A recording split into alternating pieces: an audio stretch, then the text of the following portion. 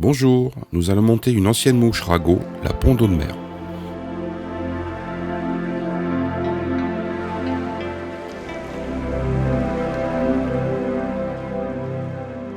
Alors nous allons remonter un petit peu dans le temps, dans les anciennes collections ragots, et en particulier la série des pondeaux de mer. Alors vous voyez, c'est des mouches qui n'ont pas de queue, avec une collerette en coque et puis deux belles ailes en flanc de canard. Voilà. La particularité, c'est que ces ailes, normalement, sont à plat. Là, nous, on va voir la pondeau de mer numéro 1, c'est-à-dire avec le corps jaune. Alors là, je vais monter cette mouche sur un hameçon Daichi 1180 sur 14. Donc je prends du fil de montage 12-0 noir, enfin, ou 8-0, hein, suivant le fil que vous utilisez, ça va pas changer grand-chose. Donc je descends un petit peu sur la courbure de l'hameçon, légèrement. Et là, je vais aller prendre des herles de pan. Je vais prendre une petite touffe. Donc il faut des jolies herles de pan bien fournies en petites barbules vertes, ça c'est important. Donc j'en prends un, je choisis, mais bon, je peux prendre au hasard. Voilà.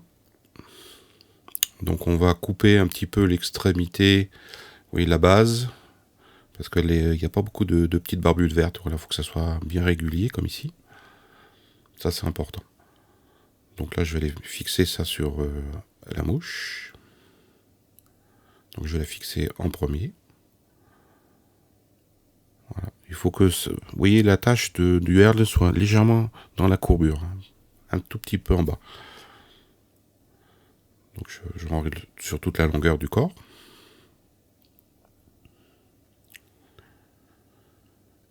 Là, je fais une demi-clé pour stopper mon fil.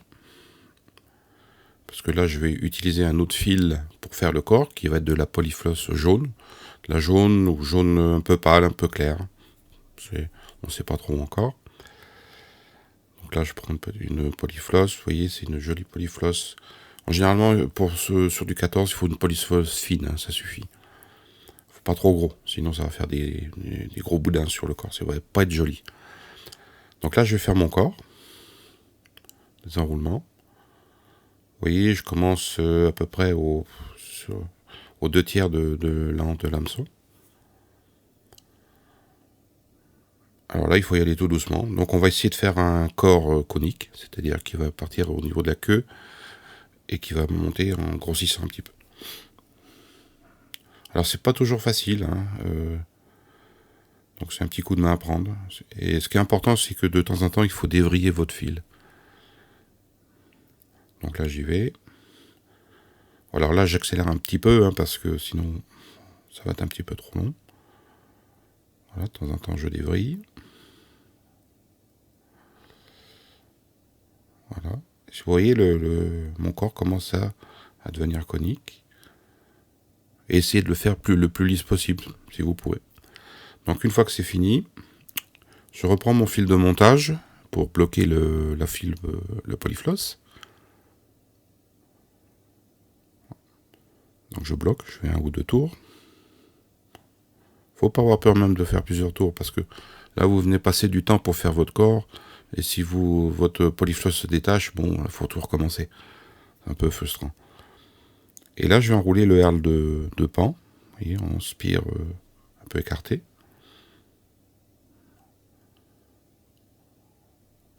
Donc je fais là pour cette mouche 4 enroulements. Le 5e c'est juste devant pour bloquer. Et on va couper ce qui reste. Une petite demi-clé pour assurer le montage, pour éviter que bien sûr que ça se défasse. Voilà. Donc là, maintenant on va poser l'aile. Alors pour l'aile, on va utiliser du flanc de canard. Alors vous voyez ici, j'ai une boîte où j'ai un peu de toutes les tailles de plumes. Alors ce qui est important dans le montage de cette mouche, c'est justement, il faut bien choisir votre plume. C'est-à-dire qu'il ne faudra pas prendre une plume trop grande, ni trop petite. Donc ici, vous voyez, là j'en ai une qui me paraît pas trop mal. Là j'en ai un peu plus grande et une autre, une plus grosse. Je vais vous faire voir la différence. Voilà, ici je mets les 3.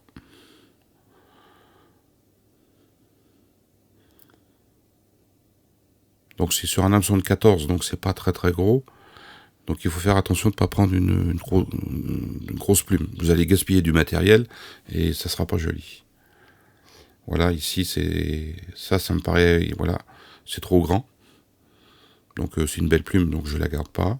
Ça aussi c'est un petit peu plus petit, mais les fibres, vous voyez, sont quand même assez longues.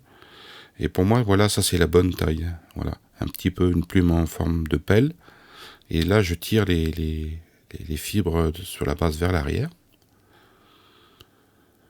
Voilà, ma plume va être pratiquement prête. Donc vous voyez, je vais l'attacher, puis on va tirer, comme ça va regrouper les fibres. Et après, une fois, vous voyez, qu'elles seront attachées, on pourra les séparer un petit peu en deux pour faire une aile, une bielle, quoi. Voilà.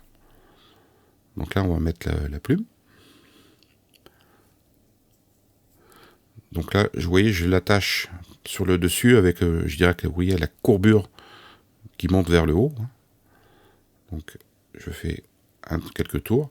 Alors il ne faut pas trop serrer pour que vous puissiez bien glisser. Voilà. Avec le fil de montage, vous tirez, comme ça va vous donner la bonne tension. Et vous y allez tout doucement. Et on va y aller jusqu'à qu'on ait la bonne longueur à peu près, moi j'estime. Alors je me suis basé par rapport à les mouches d'origine qu'il y avait dans la collection. Donc là pour moi ça c'est la bonne longueur. Donc là j'ai regroupé toutes mes fibres de flanc de canard.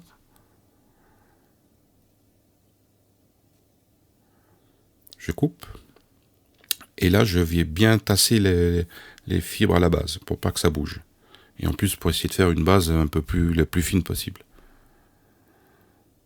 Il faut bien se rappeler que ces ailes, normalement, elles sont pratiquement à plat. Il ne faut pas les relever, ou très peu.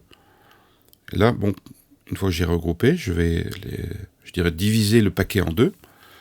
Alors le plus dur, c'est de trouver la bonne quantité pour que de chaque côté, pour que ça soit uniforme. Donc on y va tout doucement. Et là, je vais faire un enroulement, je dirais, avec un croisement en 8. Voilà, j'ai fait un côté, là, je repasse.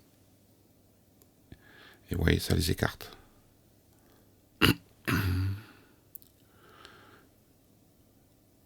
Très bien. Là, ça me paraît pas mal. Donc ça, c'est une mouche dont le corps, je dirais, va être sous l'eau. Et c'est la collerette qui sera posée à plat sur l'eau et les deux ailes qui vont imiter l'insecte. Donc c'est bon. Alors maintenant, on va passer au hacle. On va prendre un coup de coque roux et on va prendre un hacle en fonction de la taille de l'hameçon. Donc là, je regarde si c'est si c'est la bonne taille. Ouais, on va voir. Non. Il est déjà un petit peu plumé, donc j'ai un petit peu plus de difficulté à trouver la bonne taille.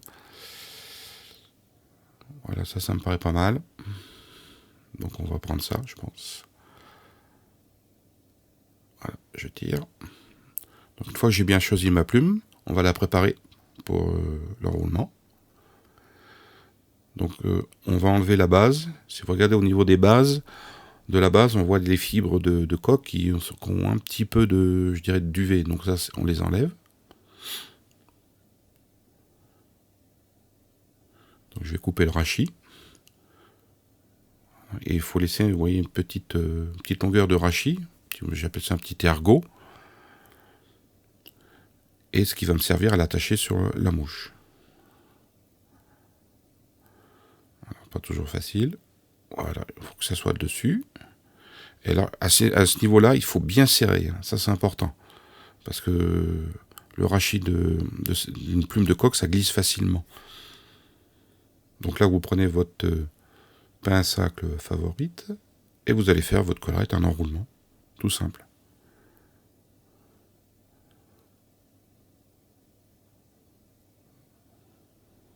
Voilà. Donc bien positionné.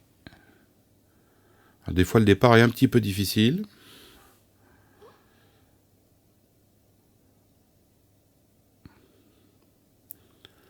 Il faut faire une jolie collerette sur ce type de mouche. Moi, je me base un petit peu sur les mouches d'origine, qui sont déjà pas mal fournies. Et on enroule. Là, on va mettre, je pense, la plume en entier. On va pas lésigner. de façon à ce que ça rapproche un petit peu le plus possible de l'original. Voilà, et là, hop, ouais, j'ai eu de la chance, la pointe vient juste de casser, j'avais déjà bloqué la plume. Pas trop relever les ailes, mais qu'elles soient bien inclinées à l'avant. Et voilà, je finis ma mouche. Alors vous faites soit par un whip finish, ou comme moi par 2 demi-clés. Donc c'est pas facile parce que l'œillet est quand même un petit peu caché dessous. Voilà. Donc vous coupez le fil, puis quelques fibres qui dépassent. Voilà, votre mouche est terminée. Je pense que c'est une bonne mouche. À utiliser, je pense, en cours, en début de saison, même pendant la période de la mouche de mai. Voilà, à bientôt pour un prochain montage.